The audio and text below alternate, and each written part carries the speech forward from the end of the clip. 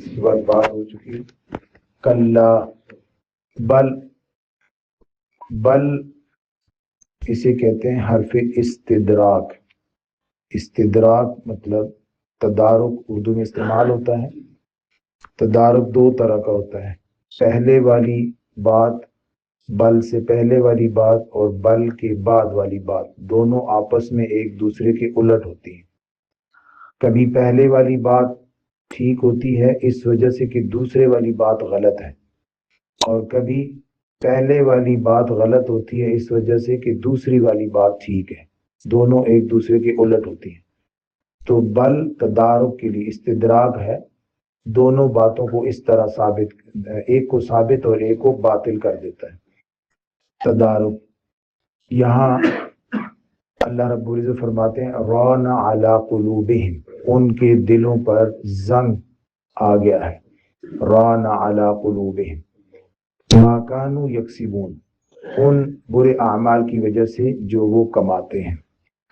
ران کیا ہے؟ دلوں کا زنگ کیا ہے؟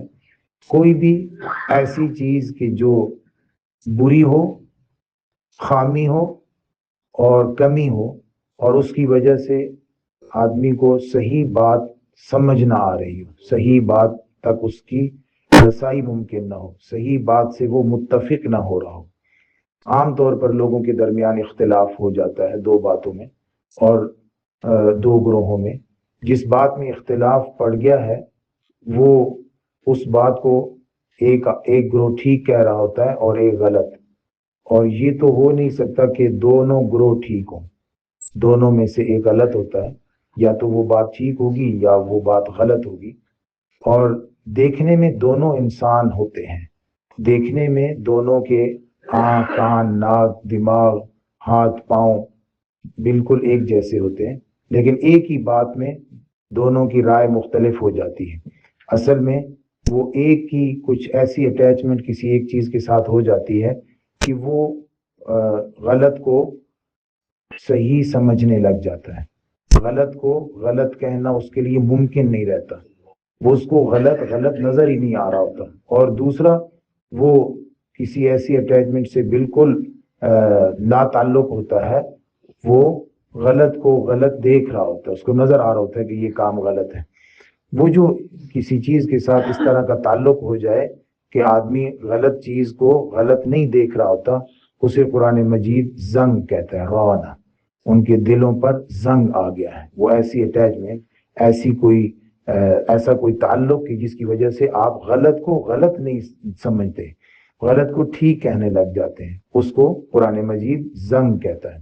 نبی اکرم صلی اللہ علیہ وآلہ وسلم نے فرمایا، ایک روایت میں یہ آتا ہے کہ جب کوئی مومن گناہ کرتا ہے، اور دوسری روایت میں آتا ہے کہ جب کوئی آدمی گناہ کرتا ہے تو اس کے دل پر ایک سیاہ دھبا لگا دیا جاتا ہے. یہ کتنا بڑا ہوتا ہے؟ یا تو یہ ہو سکتا ہے کہ جتنا بڑا گناہ ہوگا اتنا بڑا دھبا ہوگا، یا یہ کہ کچھ حضرات کا خیال ہے کہ سوئی جس طرح چبوئی جاتی ہے تو اس کی چبھن جتنا جو سوراخ بنتا ہے اتنا سا دھبا لگا دیا جاتا ہے. پھر اگر یہ توبہ کر لے تو اس کو صاف کر دیا جاتا ہے. اگر توبہ نہ کرے تو ایک ساتھ اور گناہ کرے گا، دوسرا دھبا لگ جائے گا، پھر گناہ کرے گا اور دھبا لگ جائے گا، کرتے کرتے پورا دل سیاہ ہو جائے گا. اب اسے حق بات سمجھ نہیں آئے گی، ٹھیک بات اس کو اچھی نہیں لگے گی، درست بات اسے پسند نہیں آئے گی. وہ ہر وقت درست بات سے اختلاف، ناراض رہے گا. یہ ران علی قلوبہم، ان کے دلوں پر زنگ ہے. جیسے آپ صلی اللہ علیہ وسلم نے فرمایا کہ منافق کی نشانیاں گنتے ہوئے فرمایا کہ جب وعدہ کرے گا تو وعدہ خلافی کرے گا. اسے وعدہ پورا کرنا ٹھیک نہیں لگتا، وعدہ کر کے وعدہ خلافی کرنا اسے ٹھیک بات لگتی ہے، چالاکی لگتی ہے، سمجھداری لگتی ہے. اور وہ یہ سمجھتا ہے کہ فائدہ اور منفعت اسی میں ہے کہ جب آپ کسی سے وعدہ کرو اس کو پورا نہ کرو، اس کی خلاف ورزی کرو، دوسرے کو دھوکہ دو، تب آپ کامیاب رہو گے. وہ اسے سیف راستہ، محفوظ راستہ لگتا ہے. اور اسے وعدہ پورا کرنا خطرناک لگتا ہے، نقصان دہ لگتا ہے. اسے یہ محسوس ہوتا ہے کہ وعدہ کر کے پورا کرو گے تو یہ بے وقوفی ہے، اس لیے وہ وعدہ خلافی ہی کرتا رہے گا. جب اس کے پاس امانت رکھوائی جائے تو اس میں خیانت کرے گا. اسے یہی نظر آئے گا کہ امانت میں خیانت کرنا یہ چالاکی ہے، یہ سمجھداری ہے اور یہ فائدے کا راستہ ہے. اگر آپ کو اس معاشرے میں جینا ہے تو آپ کو امانت میں خیانت ہی کرنی ہوگی. جو آپ کے کام سپرد کیا گیا ہے اس کام کو بالکل پورے طریقے سے نہ کریں، اس میں ڈنڈی ماریں، اس میں خیانت کریں، اس میں دھوکہ دیں، اس میں دوسرے کو بیوقوف بنائیں، تو تب آپ کامیاب ہو سکتے ہیں. اگر آپ پورا کام کریں گے تو کہاں جی آپ کامیاب ہو سکتے ہیں؟ پھر تو آپ کے لیے مصیبت ہی مصیبت ہے. تو اسے یہ لگتا ہے کہ امانت میں خیانت کرنا ہی درست اور محفوظ طریقہ ہے، سمجھداری ہے. آپ صلی اللہ علیہ وسلم نے فرمایا جب وہ جھگڑا کرے تو گالیاں دے. تو یہ ہمیں لگتا ہے، اس بندے کو یہ لگتا ہے کہ جب آپ کو جھگڑا ہو تو آپ کو خوب جتنے بکواس آتے ہیں وہ آپ کریں گے، تب آپ جیت سکتے ہیں، تب آپ سچے ثابت ہوں گے، تب لگے گا کہ آپ ٹھیک ہیں. تو نبی کریم صلی اللہ علیہ وآلہ وسلم نے یہاں پہ 4 ایسی نشانیاں بتا دیں جس سے یہ لگتا ہے کہ آدمی کام غلط کر رہا ہوتا ہے لیکن اسے یہ محسوس ہوتا ہے کہ وہ ٹھیک کر رہا ہے، وہ درست کر رہا ہے، اور غلط کام کو ہی وہ اپنی کامیابی کا راستہ سمجھ رہا ہوتا ہے. ران علی قلوبہم، ان کے دلوں میں یہ زنگ ہے. وہ امانت کو پورا کرنا، وہ سچ بولنا، وہ لڑائی کے دوران گالیاں نہ دینا، وہ وعدے کو پورا کرنا، ان چیزوں کو وہ ٹھیک سمجھنے لگتا ہے، تب وہ ایمان والا ہے، تب اس کے دل میں زنگ نہیں ہے. تو جب دل میں زنگ لگ جاتا ہے تو پھر قرآن مجید کی آیت بھی نہیں سمجھ آتی. قرآن مجید میں ایسے لوگوں کے لیے اللہ رب العزت نے فرمایا ہے بل طبع اللہ علی قلوبہم، بلکہ اللہ نے ان کے دلوں پر مہر لگا دی ہے. یا دوسری جگہ میں فرمایا ختم اللہ علی قلوبہم، اللہ تعالیٰ نے ان کے دلوں کو مہر زدہ کر دیا ہے. ایک جگہ فرمایا بلا من کسب سیئۃ واحاطت به خطیئته فاولئک اصحاب النار هم فیہا خالدون، بلکہ وہ لوگ جنہوں نے برائیاں کمائیں، بلا من کسب سیئۃ، برائی کی، وَأَحَاطَتْ بِهِ خَطِيئَتُهُ، پھر اس کی برائیوں نے اس کو گھیر لیا، برائیاں ہی برائیاں، خرابیاں ہی خرابیاں، بگاڑ ہی بگاڑ، پوری زندگی اس سے برائیاں ہی ہوتی رہیں. کسب سیئۃ وَأَحَاطَتْ بِهِ خَطِيئَتُهُ فَأُولَٰئِکَ أَصْحَابُ النَّارِ، اور یہ لوگ ہیں کہ جن پر جو جہنم والے ہیں، آگ والے ہیں، ہم فیہا خالدون، یہ اس جہنم میں ہمیشہ رہیں گے.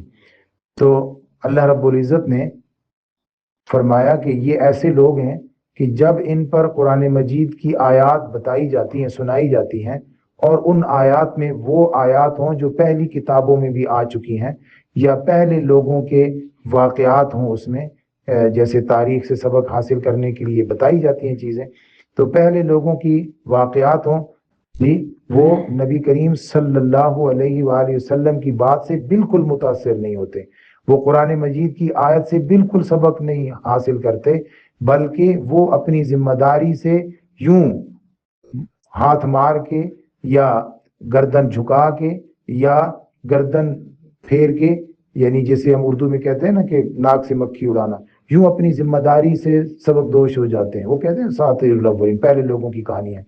اور جب انہیں کوئی نئی بات بتائی جاتی ہے، کچھ نیا بتایا جاتا ہے، تو کہتے ہیں ما سمعنا بہذا فی آبائنا الاولین، یہ بات ہم نے پہلے تو کبھی نہیں سنی، آج بتائی جا رہی ہے. یعنی اپنی ذمہ داری کو ذمہ داری نہ سمجھنے کے لیے ان کے پاس 2 ڈھنگ ہیں. اپنی ذمہ داری سے بھاگنے کے لیے ان کے پاس 2 ڈھنگ ہیں. ایک ڈھنگ کیا ہے؟ اگر بات پہلوں کی بات سے ان کو نصیحت کی جا رہی ہو تو کہہ دیتے ہیں اساطیر الاولین، اور اگر انہیں کوئی نئی بات بتائی جا رہی ہو تو کہہ دیتے ہیں ما سمعنا بہذا فی آبائنا، بالکل نئی بات ہے، کبھی ایسے پہلے تو کبھی نہیں سنا. تو یہ ان لوگوں کی وجہ، ان لوگوں کی اس حالت کی وجہ سے قرآن مجید کہتا ہے کہ ران علی قلوبہم، ان کے دلوں کو زنگ لگ چکا ہے. اور یہ زنگ لگا ہے ما کانوا یکسبون، ان کے کاموں کی وجہ سے، جو یہ کام کرتے ہیں ان کاموں کی وجہ سے اللہ رب العزت نے ان کی یہ حالت کر دی ہے. اللہ رب العزت ہمیں اس دلوں کے زنگوں سے محفوظ فرمانا.